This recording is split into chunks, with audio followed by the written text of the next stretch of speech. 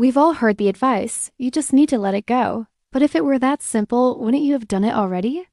The truth is, emotional pain doesn't disappear just because you want it to, and it's not because you're weak or broken. It's because that pain isn't floating around in your thoughts. It's wired deep into your brain. Neuroscience shows that emotional wounds, heartbreak, betrayal, shame, grief leave physical marks in your neural networks. Your brain stores them like well-worn pathways, replaying them again and again, even when you're desperate to move on. That's why a single memory can still hurt years later, or why an old pattern shows up in new relationships. It's not just in your head, it's in your biology.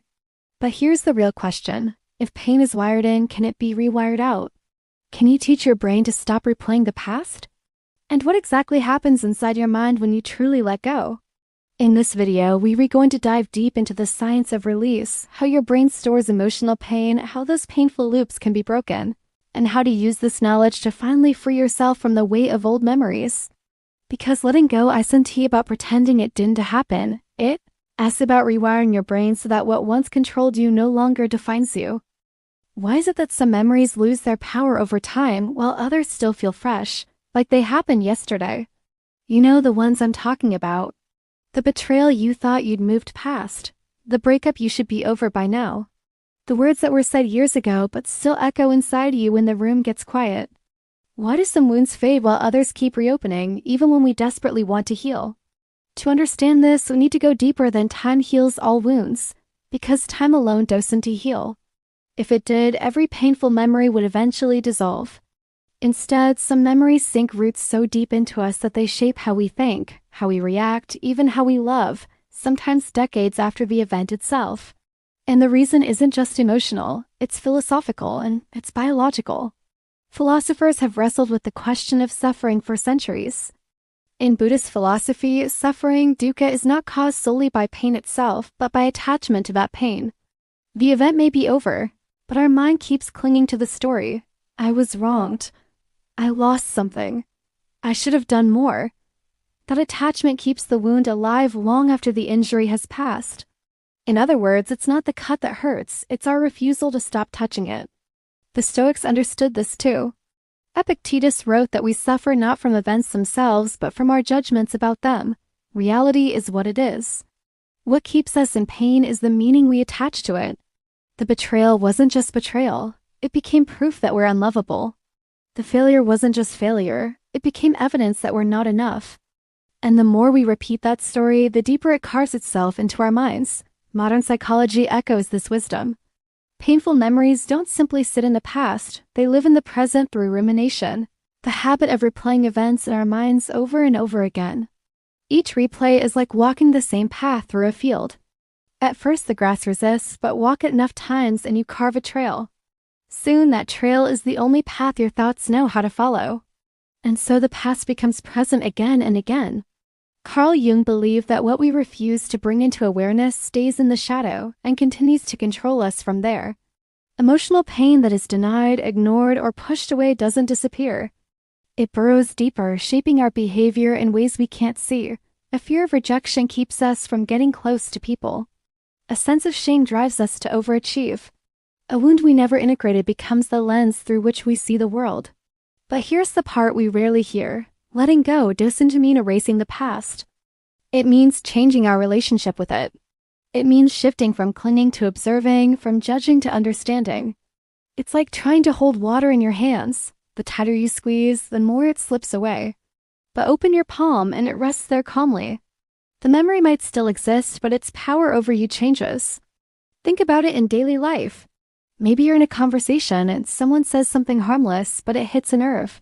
It reminds you of an old wound, and suddenly you're not responding to this moment anymore. You're responding to that one.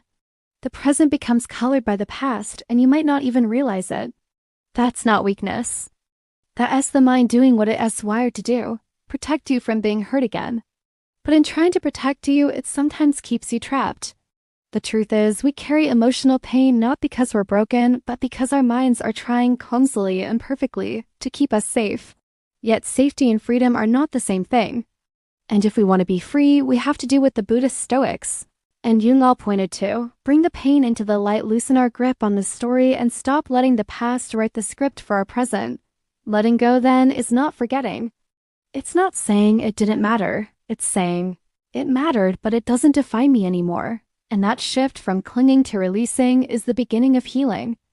It's the moment the wound stops being a cage and starts becoming a teacher. If emotional pain is more than just a feeling, if it is wired into the brain, how exactly does that wiring happen? And more importantly, how can it be changed? To answer that, we need to understand one of the most fascinating truths about the human brain. It's built to learn from pain. Evolution designed it that way. Pain, whether physical or emotional, is a signal meant to protect us from future harm. That's why you don't touch a hot stove twice. And it's also why betrayal, rejection, or grief leave such deep marks. Your brain is trying to make sure you never experience that same wound again. Here's how it works. When something deeply painful happens, your amygdala, the brain's emotional alarm system, lights up like a fire siren. It tags the memory as important, as something to remember. At the same time, the hippocampus stores the details of the event, and the prefrontal cortex builds meaning around it. I was abandoned. I failed. I'm not safe. Those three parts, emotion, memory, and meaning, work together to form what we experience as emotional pain. And they don't just store the event, they store the pattern. So the next time something even vaguely similar happens, your brain doesn't wait to analyze, it reacts. That's why a small argument in the present can trigger the same flood of feelings you had during a major betrayal years ago.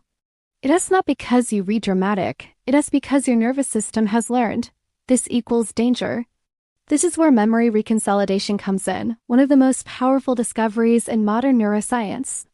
Scientists like Joseph Ledoux and Karim Nader found that every time we recall a memory, it becomes temporarily unstable like wet clay. In that brief window, new information can reshape it before it's saved again. That means painful memories are not fixed, they can be updated. The emotional charge attached to them can be weakened. In other words, letting go is not deleting the memory, it's changing the brain's response to it. Here's an analogy. Think of your emotional memory like a playlist on repeat. Every time you feel triggered, the same song plays. You might hate the song, but as long as it's still on the playlist, it keeps coming back. Memory reconsolidation is like rewriting the song while it's playing. Same memory, different melody. And over time, the brain learns to hum something new. This also explains why the body holds onto pain. As psychiatrist Bessel van der Kolk famously wrote, the body keeps the score. Emotional memories don't just live in the brain. They influence hormones, muscle tension, breathing patterns, even posture. That's why thinking about a painful event can make your chest tighten or your stomach sink. Your nervous system is replaying not just the story, but the state you were in. Healing then isn't just mental, it's deeply physical. But here's the most hopeful part. The same brain that wired in the pain is capable of wiring in peace. Thanks to neuroplasticity, your neural pathways are always changing. Every time you respond differently to a trigger, even slightly, you're reteaching your brain a new pattern. Every time you approach an old wound with awareness instead of avoidance, you're reshaping the map of your emotional memory. It's a bit like walking a new path through a forest. At first, the trail is overgrown and hard to follow. But the more you walk it, the clearer it becomes. Eventually, the old trail, the one carved by pain and fear, begins to fade. And the new one, built on calm, understanding, and choice, becomes the one your mind takes automatically. This is why practices like mindfulness, breathwork, and guided memory work are so effective. They don't erase the past, they change how the brain encodes it. They open that wet clay window and gently reshape the story. And here's the key. When you learn how to access and update those patterns consciously, the weight you've been carrying for years can begin to lift. The past doesn't vanish, but its grip loosens. The same memory that once made you cry might one day bring peace. The same story that once defined you might become just a chapter, not the whole book. And that's exactly what we're going to do next. In the final part of this video, I'll guide you through a simple but powerful practice designed to help your brain release emotional pain and start rewriting the way those old memories live inside you. It's not magic, it's biology. And if you give it a chance, it can change not just how you feel about the past, but how free you are in the present. Let's pause and look at everything we've uncovered so far. We started by exposing a truth most people never hear. Emotional pain isn't just a feeling, it's wiring. Your brain literally builds neural pathways around painful experiences. storing not just the memory but the emotion, meaning, and even the body's physical response. That is why pain from the past doesn't stay in the past. It shows up in the present, shaping how you think, feel, and act. We saw how philosophy points to this too. Buddhism teaches that suffering persists because of attachment, the story we keep holding on to. The Stoics remind us that pain is shaped more by our judgment of events than by the events themselves. And Jung showed us that what we refuse to face continues to control us from the shadows. Science confirms it. The amygdala stores emotional charge. The hippocampus records details. The prefrontal cortex assigns meaning. Together, they build the patterns we call emotional wounds.